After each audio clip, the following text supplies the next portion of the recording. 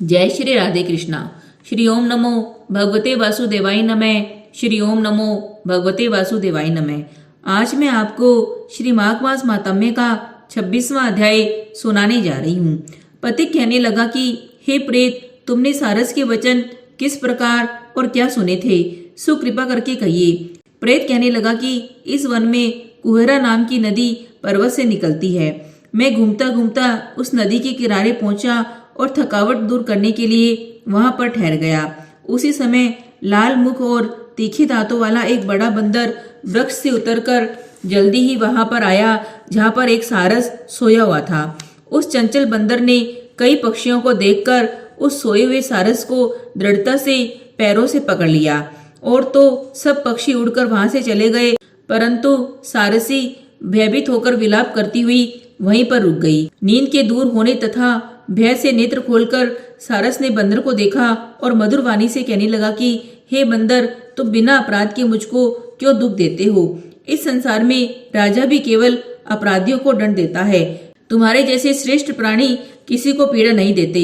हम अहिंसक और दूसरे के कर्मों को नहीं देखते। जल की काई खाने वाले, आकाश में उड़ने वाले, वन में रहने वाले, अपनी स्त्री से प्रेम करने वाले, दूसरे की स्त्री को त्यागने वाले, दूसरे की बुराई से दूर रहने वाले, चोरी न करने वाले, बुरों की संगति से वर्जित, किसी को कष्ट न देने वाले हैं। सो इस प्रकार मुझ निरपराधी को हे बंदर छोड़ दो। मैं तुम्हारे पहले जन्म का वृतांत जानता हूँ। यह वचन सुनकर बंदर उसको छोड़कर दूर बैठ गया और कहने लगा कि तुम मेरे पूर्व जन्म का वृतांत कैसे जानते हो? तुम अज्ञानी पक्षी हो और मैं वन में घूमने वाला हूँ। सारस कहने लगा कि मैं अपनी जाति की स्मृति के बल से तुम्हारे पूर्व जन्म का सब वृतांत जानता हूँ। तुम पूर्व जन्म में विंध्य पर्वत के राजा थे और मैं तुम्हारे कुल का पूज्य पुरोहित था। तुम राजा होकर अपनी प्रजा को पीड़ा दिया करते थे। विवेकहीन तुमने बहुत सा धन इकट्ठा किया। सो वानर, प्रजा के पीड़न रूपी अग्नि की ज्वाला से तुम पहले से ही तप चुके हो। पहले तुम कुंभीपाक नरक में गिराए गए। तुम्हारे शरीर को नरक में 3000 वर्ष तक बीत गए। फिर नरक से निकालकर बचे हुए पापों के कारण इस बंदर की योनि में आए और मुझको मारना चाहते हो। पूर्व जन्म में तुमने ब्राह्मण के बाग से लूटकर बलपूर्वक फल खाए थे। उसका यह भयंकर फल हुआ कि तुम वानर और वनवासी हुए। प्राणी अवश्य में अपने किए हुए कर्मों का फल भोगता है। इसको देवता भी नहीं हटा सकते। इस प्रकार मैं सारस का जन्म लेकर भी अज्ञान से मोहित नहीं हुआ। इतनी कथा कहकर बानर कहने लगा कि यदि ठीक ही जानते हो तो बताओ, तुम पक्षी कैसे हुए? सारस कहने लगा कि मेरी दुर्गति का कारण भी सुनो। तुमने नर्मदा नदी के किनारे सूर्य ग्रहण के समय बहुत से ब्राह्मणों के निमित्त 100 ढेर अन्न के दान किए थे। मैंने पुरोताई के मद में थोड़ा सा ब्राह्मणों को दिया और बाकी सब मैं अपने घर ले गया।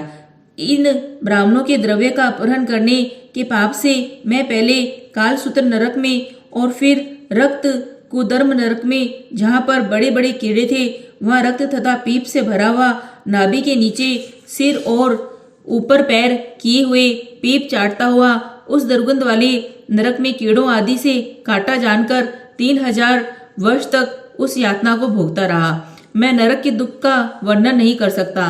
फिर नरक की यातना से मुक्त होकर यह सारस का जन्म पाया, क्योंकि पूर्व जन्म में अपनी बहन के घर से कांसे का बर्तन चुराया था। इसको मैंने एक जुआरी को दिया। इसी से मैं सारस योनि में आया। यह मेरी स्त्री पिछले जन्म में ब्राह्मणी थी। इसने भी कांसे की चोरी की। इसी से यह मेरी स्त्री और सारसी हुई। यह सब मैंने तुमसे कर्मफल कहा। अब भविष्य की बात भी सुनो। अब मैं, तुम और मेरी स्त्री भी हंस होंगे और काम रूप देश में सुख से निवास करेंगे। फिर इसके पश्चात गौर योनि में और फिर जाकर दुर्लभ मनुष्य योनि को प्राप्त होंगे। इसमें मनुष्य पाप और पुण्य दोनों ही कर सकता है। इस प्रकार शिव के माया से यह सारा जगत मोह को प्राप्त होता है। न केवल हम ही परंतु इस संसार में सभी जीव प्रवृत्ति मार्ग में फंसकर अच्छे और बुरे कर्म करते हैं और उसका फल भोगते हैं। इसलिए सब प्राणियों को धर्म का सेवन करना चाहिए। देवता, असुर, मनुष्य, व्याघ्र, कीड़े मकोड़े, सभी से यह कंटक रूपी मार्ग नहीं छूटता।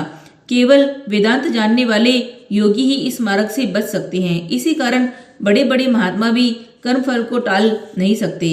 उपाय से तथा बुद्धि से कोई भी इसको नहीं बदल सकता। तुम पहले राजा थे, फिर नरक में गए, अब बंदर की योनि में बन बन फिरते हो और फिर भी ऐसा ही जन्म पाओगे। ऐसा विचार कर आनंद पूर्वक और धैर्य धर कर विचरते हुए काल की प्रतीक्षा करो। तब वानर ने कहा कि पहले जन्म में मैं तुम्हारी पूजा करता था, अब तुम मुझको प्रणाम करते हो। तुम जाति के स्मरण से मेरे पूर्व जन्म का वृतांत को जानते हो। आनंद पूर्वक रहो, तुम्हारा कल्याण हो। तुम्हारे वचनों को सुनकर मैं मोह से रहित होकर वन में विचरूंगा। प्रेत कहने लगा कि हे पथिक, मैंने नदी के तट पर बंदर और सारस का संवाद सुना, तब मुझको बोध हुआ और मोह और शोक का नाश हुआ। श्री हरि विष्णु भगवान की जय। श्री हरि विष्णु भगवान की जय।